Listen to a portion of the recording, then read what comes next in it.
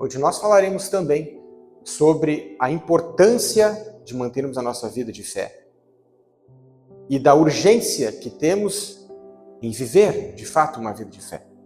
Então, a partir do versículo 1 de 1 Timóteo, capítulo 4, está escrito: Ora, o Espírito afirma expressamente que, nos últimos tempos, alguns apostatarão da fé, por obedecerem a espíritos enganadores e a ensinos de demônios, pela hipocrisia dos que falam mentiras e têm cauterizado a própria consciência, que proíbem o casamento e exigem a abstinência de alimentos que Deus criou para serem recebidos com ações de graças, pelos fiéis e por quantos conhecem plenamente a verdade.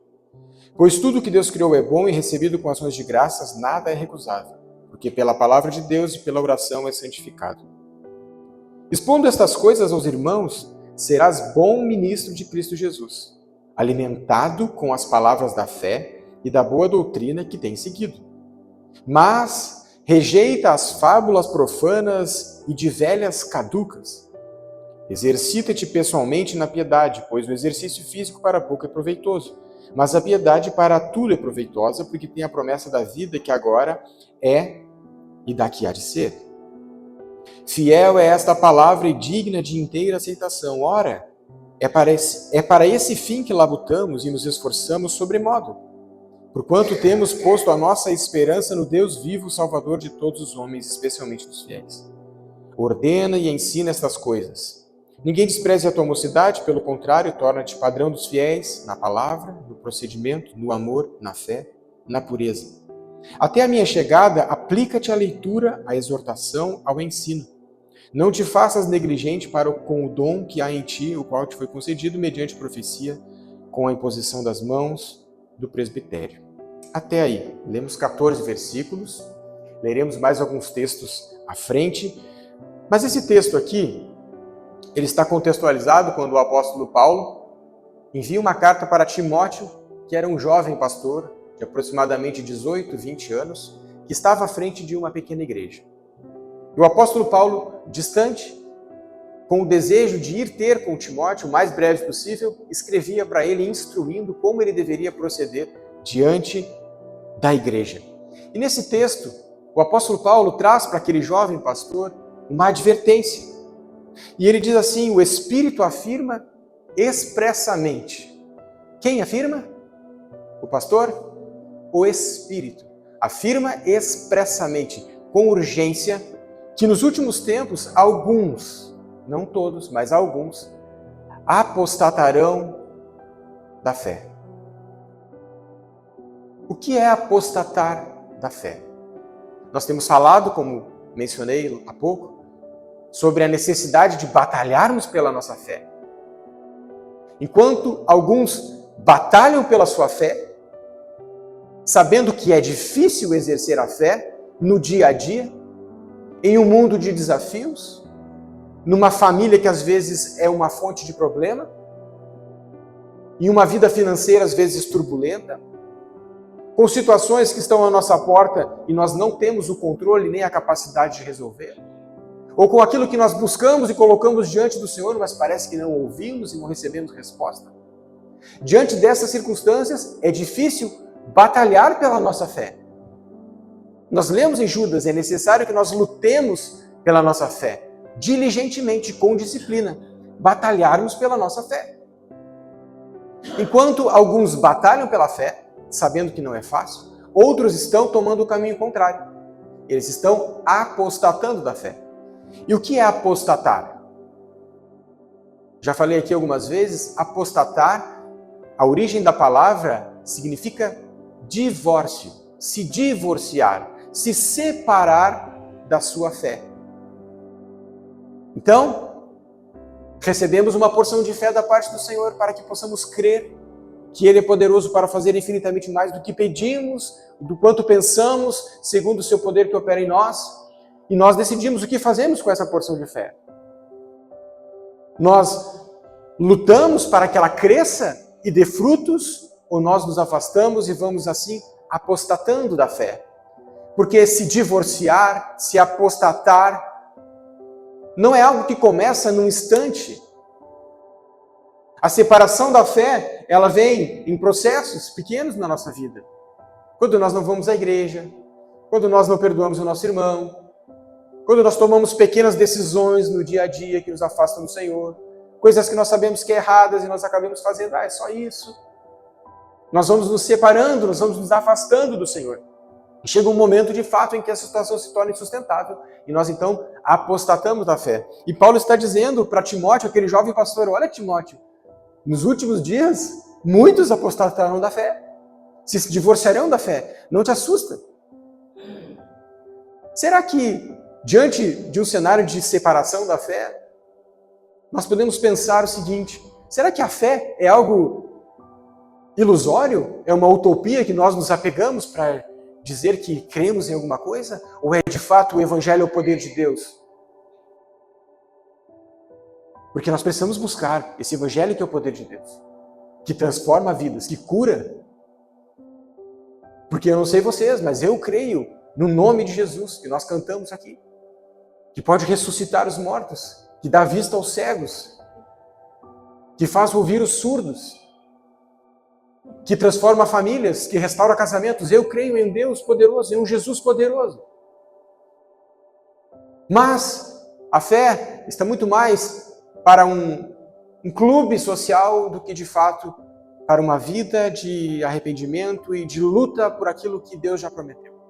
Então aqui Timóteo está sendo advertido por Paulo quando ele diz alguns apostatarão da fé, se separarão da fé. Por quê? Por qual motivo? Por obedecerem a quê?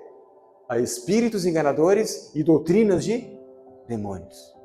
Quando vocês veem pessoas se afastando do Senhor, é porque elas estão em algum momento ouvindo, sendo influenciadas por doutrinas de demônios e espíritos enganadores. Então se afastam do Senhor. E as pessoas que induzem essas pessoas a se apostatar da fé, Paulo está dizendo, eles têm, pela hipocrisia, eles falam mentiras, são hipócritas e têm a sua própria mente, a sua própria consciência cauterizada.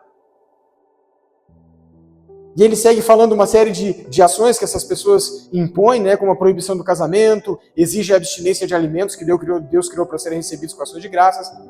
E ele vai falando, mas depois ele diz diretamente para Timóteo, mas Timóteo, tu, expondo estas coisas que eu estou te falando aos teus irmãos, tu serás bom ministro de Cristo Jesus. Então, meus queridos, ao invés de repente passar a mão e trazer aquela palavra profética, né, que vai nos levantar ao longo da semana, às vezes Deus faz assim conosco, nos lembra de que nós precisamos lutar na nossa semana, pela nossa família, pelo nosso emprego. Precisamos lutar. Jesus já disse, no mundo tereis aflições, mas tem de bom ânimo, eu venci o mundo. Talvez amanhã a gente levante, né, com dor nas costas, até aquecer o corpo, a gente vai sofrendo um pouco, mas a gente vai levantando, vai dando glória a Deus.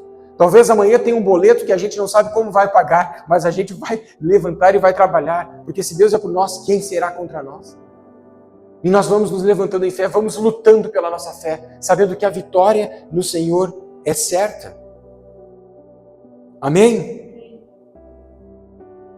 E ele diz, é para esse fim que nós labutamos e nos esforçamos sobremodo. Timóteo, é para esse fim que nós estamos lutando, sobremodo. Ou seja, estamos lutando mais do que necessário, estamos realmente nos esforçando. É para esse fim. Ele diz, ordena e ensina estas coisas. Ninguém despreze a tua mocidade, pelo contrário. Torna-te padrão dos fiéis na palavra, no procedimento, no amor, na fé e na pureza. E ele diz, até a minha chegada, aplica-te à leitura, à exortação e ao ensino. Quantas recomendações Paulo está dando para aquele jovem de 18, 20 anos? O que será que não passava na cabeça de Timóteo quando ele olhava as velhas caducas, como ele fala aqui, contando as suas fábulas e inserindo novas doutrinas no contexto da igreja?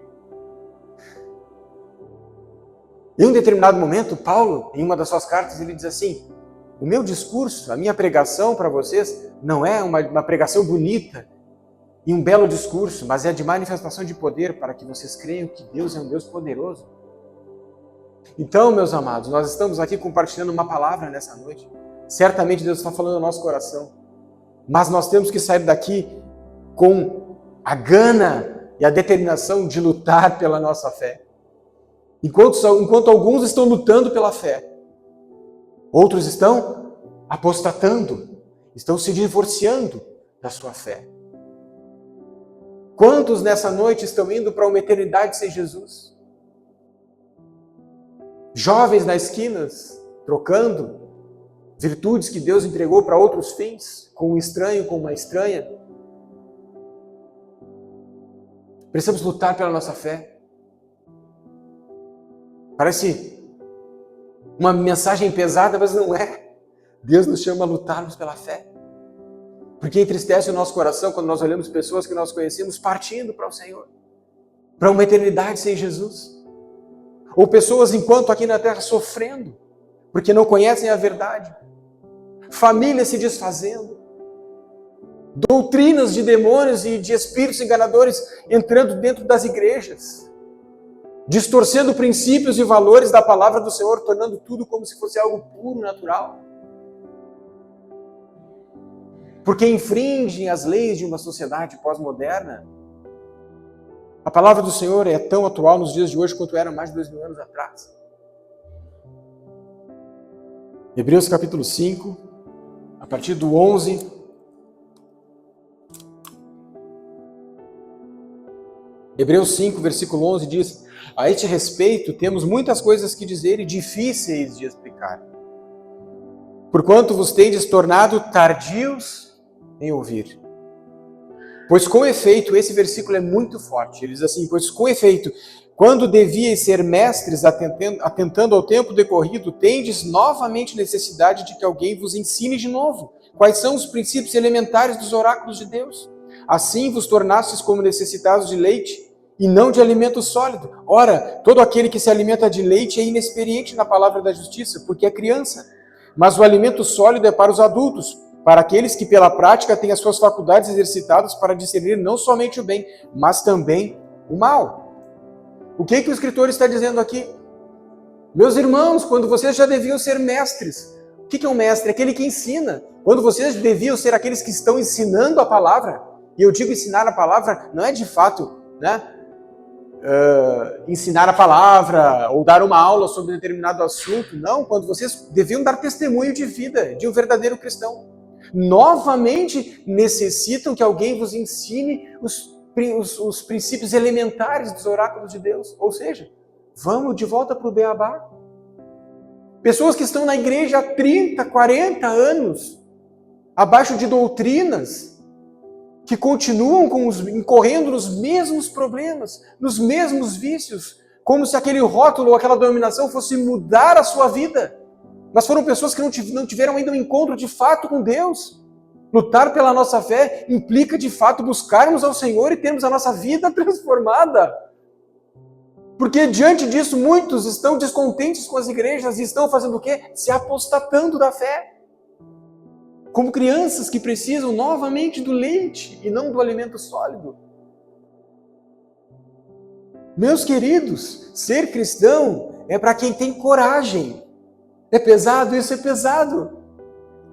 Mas mais pesado do que nos aplicarmos ao ensino, como Paulo escreve para Timóteo, a leitura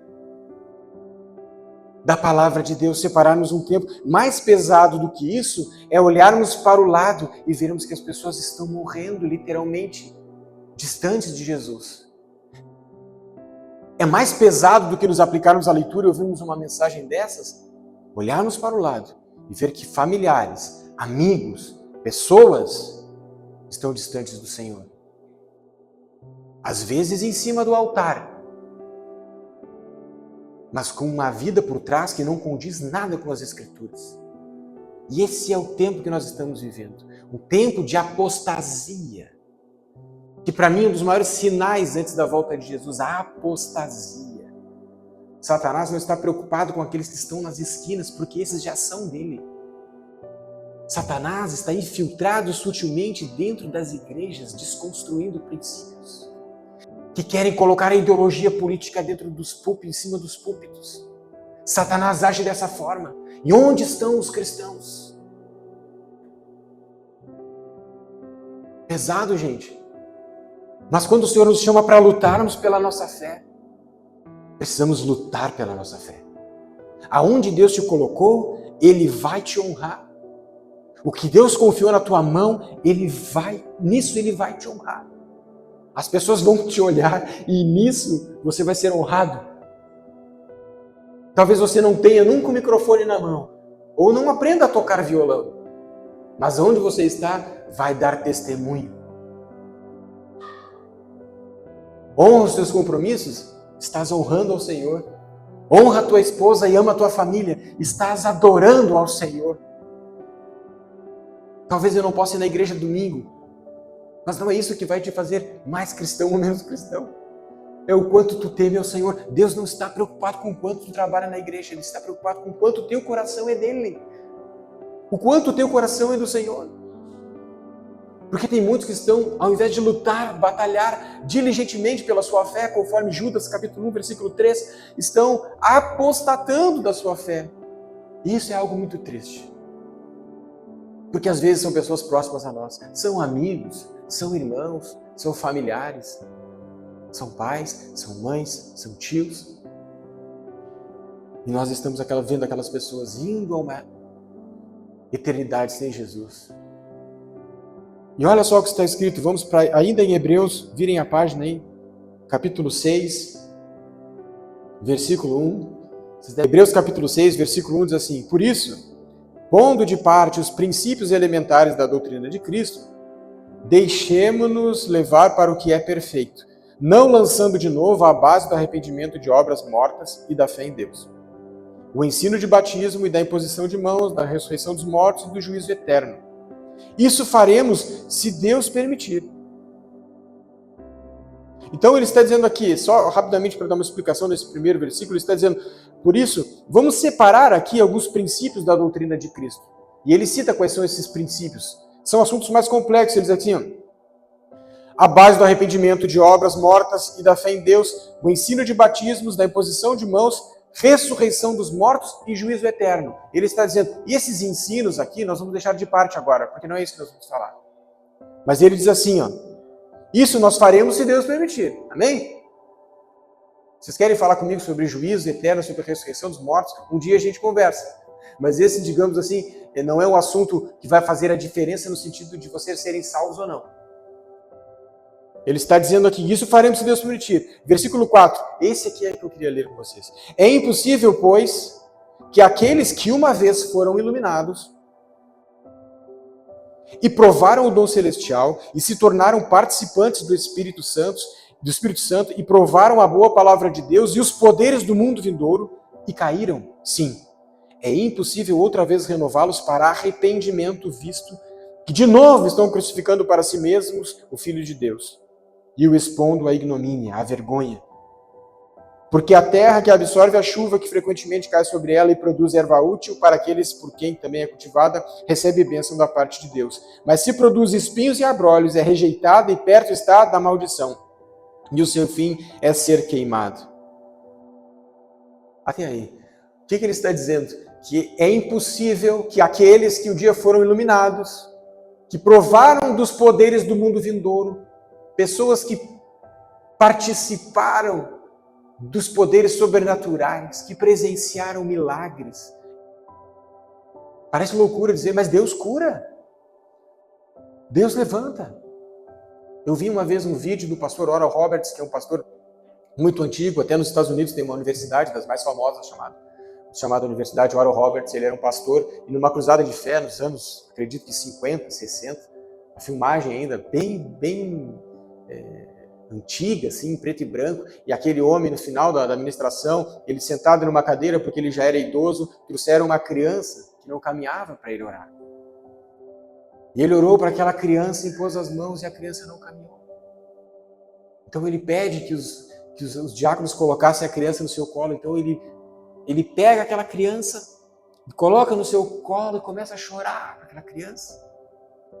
E aquela criança pula do seu colo e sai correndo. E ele se prostra agradecendo ao Senhor.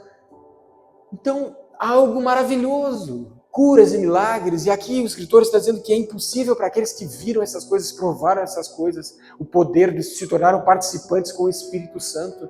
por querer ir para a igreja, participar às vezes de um culto. Não tem nada a ver com você ter uma vida com o Espírito Santo. O ir à igreja é só um resultado de um culto individual que nós temos, de uma busca ao Senhor, onde nós nos reunimos como igreja para celebrarmos juntos o que Deus tem feito na nossa vida. É impossível para essas pessoas que foram iluminadas, que tiveram parte do Espírito Santo e caíram, é impossível renová-las para arrependimento. É impossível renová-las. Então, quando a pessoa sai da igreja e volta para a igreja, se afasta e volta e vai e vem, essa pessoa nunca na sua vida teve um encontro verdadeiro com o Senhor. Porque se ela teve um encontro verdadeiro com o Senhor e ela caiu, é impossível renová-la para arrependimento. Mas, meus irmãos, é quase que impossível cair também quando você entende o que é uma vida de fé verdadeira com o Senhor. E aí é a grande diferença. Porque quem experimenta uma vida com o Senhor, quem vive uma vida com Deus, essa pessoa não cai, não troca a vida com Deus por nada. Quando entende o poder do Senhor na sua família, na tua casa, nas tuas finanças, quando sabe que Deus está no controle e tu percebe e Ele te dá maturidade suficiente para te entender que é dEle, tudo é por Ele, para Ele, e Ele age na tua vida, tu não tens como cair. A menos que tu seja muito negligente. E quando tu cai, é impossível renovar para arrependimento, porque estás de fato crucificando Cristo mais uma vez. Uma vida de fé é muito mais que uma vida religiosa. É muito mais do que achar as coisas. Uma vida de fé é uma vida onde nós lutamos pela nossa fé a cada dia. Enquanto muitos estão apostatando, nós estamos lutando. E não se enganem, em cima dos altares tem muitas pessoas que já apostataram da fé. Em cima dos altares tem muitas pessoas erradas, fazendo coisas erradas. Amém? A Bíblia diz que o Senhor não tem prazer naqueles que retrocedem, mas naqueles que avançam. E naquele texto que nós lemos, para finalizarmos, ele diz assim: Timóteo, é para esse fim que nós labutamos. É para isso que nós lutamos.